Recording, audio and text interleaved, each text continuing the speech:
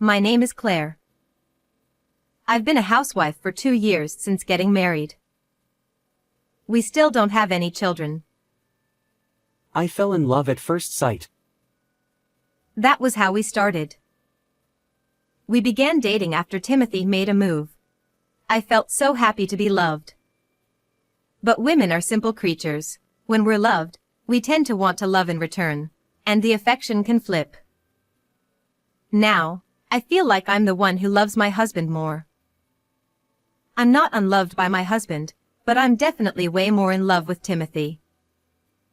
He seems to have sensed that and is okay with me being somewhat demanding. There are things, from cute to a bit excessive. But in the end, love conquers all, right? It's hard to resist when you can forgive anything. Ultimately, I end up getting my way. Being a stay-at-home wife, I do have a certain degree of freedom. I understand that Timothy would feel some dissatisfaction if I didn't indulge some of my whims. Lately, Timothy has been going to his parents' house every time he has a day off. We used to visit them often since they live nearby, but for me, it's someone else's home, and having my mother-in-law there makes me even more uncomfortable. I wish he would spend his days off with me instead. That's what I think, but Timothy doesn't seem to feel the same way. I asked him once, "Why have you been going to your parents' house so often?" There's nothing to do when we're just at home together, right? Just visiting my parents is a way to show that I am a good son. Wouldn't it be better to be filial? Just spending a relaxing day at home together on our day off. My husband considers even that to be a waste of time. The only saving grace about going to my in-laws' house is that my mother-in-law doesn't engage in any bullying and is indifferent to my presence. So, you could say it's easy, but once she opens her mouth, "Still no children? I want to see my grandchild soon." when she says that, it gets a bit tiring. If you let us stay at home on our days off, maybe we could have children. I mutter such complaints in my mind. And since my husband doesn't want me, there's nothing I can do. My husband isn't cold to me, but since having a child isn't something I can do alone, I wish he would show a little more support. When I told Timothy, "I wish you would back me up when your mother brought up having a child." For the sake of filial piety, having a child is important too. Well, we still don't need one, right?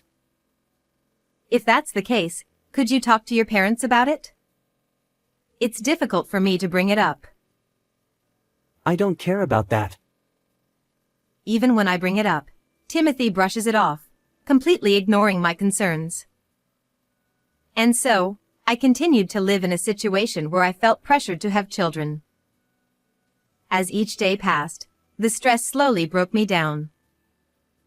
It seems like Timothy has lost all interest and concern for me, treating me casually, and of course, there's no intimacy between us anymore.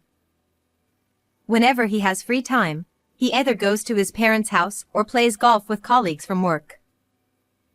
It's as if he doesn't see me at all. Nowadays, I'm like a housekeeper supporting my husband's life. When I told him, "I want you to value our time together," I come home from work and stay at home, isn't that good enough? he just simply answered like that. And that's the end of the conversation. Oh. What am I even? Even when I try to talk, saying things like, "I bought some clothes today." Ha! What are you buying with my money? If you're buying clothes, then I can buy whatever I want too, right? Whenever we talk, he speaks angrily, so it's exhausting. Our conversations have been decreasing gradually, and that's the current state of our marriage. Even though I cook meals and keep the house clean to satisfy Timothy when he comes home, I can't help but wonder what's still not enough. Before I realized it, I found myself going to a certain place. One day, when Timothy came home, he stood in front of me. Suddenly, he said to me, "Let's get divorced." Timothy was grinning. I wonder what his intentions were. Being with you isn't fun, and my parents are also saying we should divorce if we're not having kids. You might think I'm everything to you, but let's get divorced. He probably expected me to refuse. Too bad for him. Oh, sure. Here you go, the divorce papers.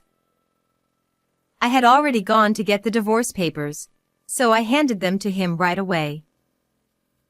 Ha! Divorce? Timothy looked confused. What are you surprised about when you're the one who brought it up? You want a divorce, right? Well, this is perfect.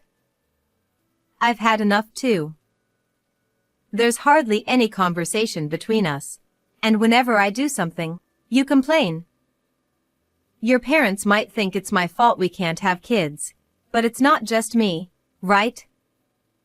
If there's no intimacy between us, how can we expect to have children? I let out all my complaints, slammed the divorce papers with only my section filled out, and urged Timothy to fill out his part as well.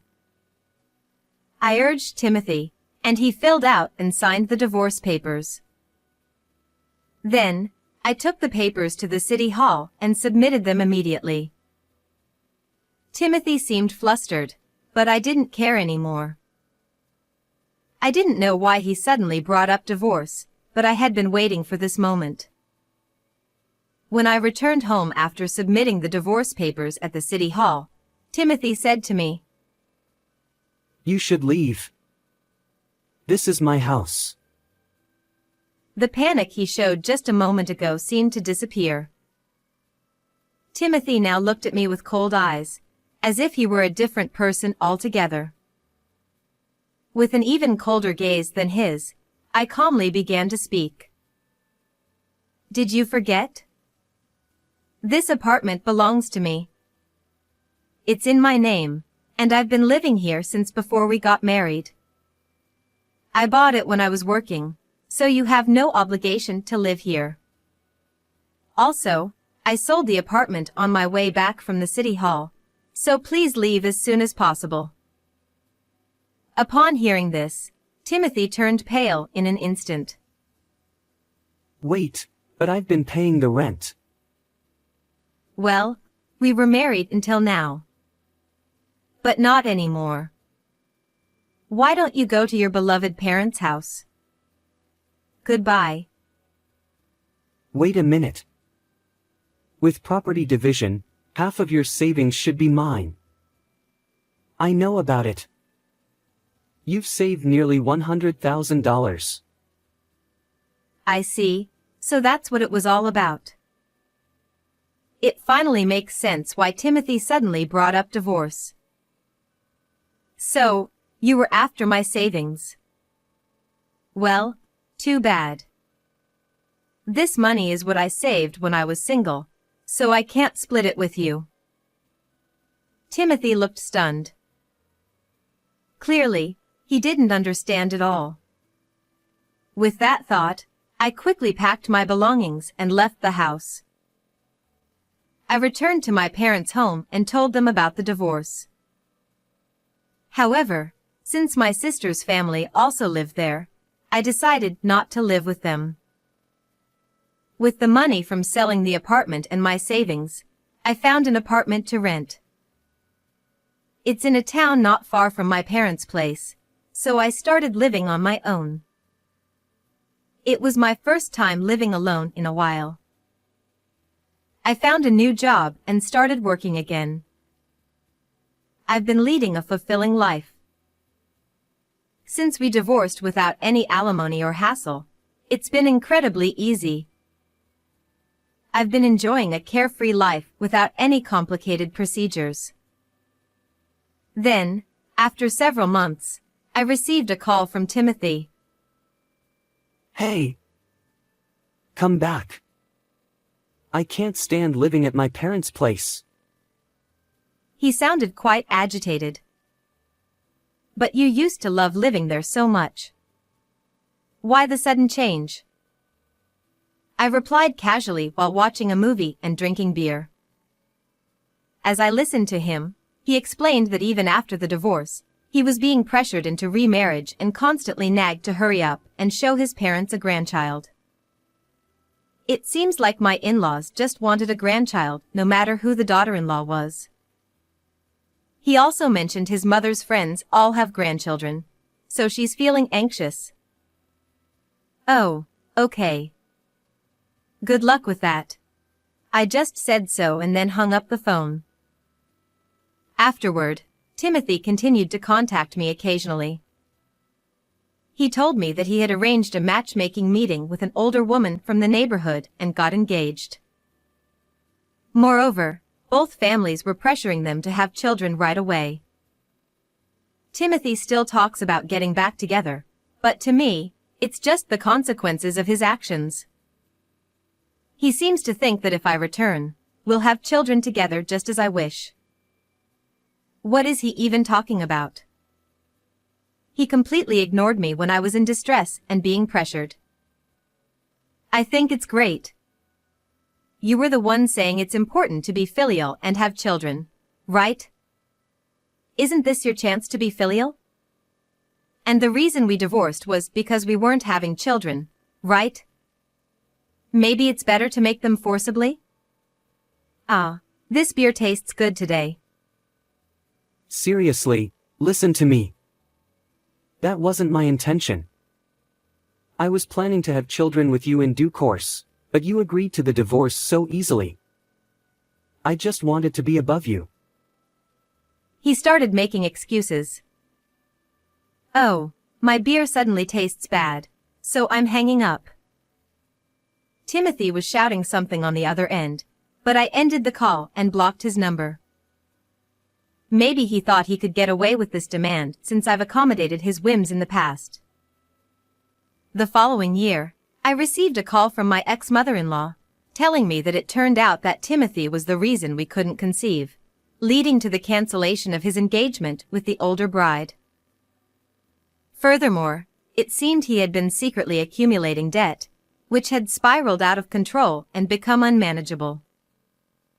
Then, even my ex-mother-in-law pleaded with me. Please marry Timothy. I told her. There's no way I'd marry someone who was after my savings. Instead of contacting me, he should focus on finding a job. My ex-mother-in-law started crying, so I quickly hung up the phone and blocked both her and my ex-father-in-law's numbers. 2 years later, I remarried someone I met at work. My new in-laws are kind and understanding people, so I didn't experience any stress. Thanks to this, we were blessed with a child shortly after getting married, and now we happily live as a family of 3. I aim to continue living independently to ensure this happiness lasts.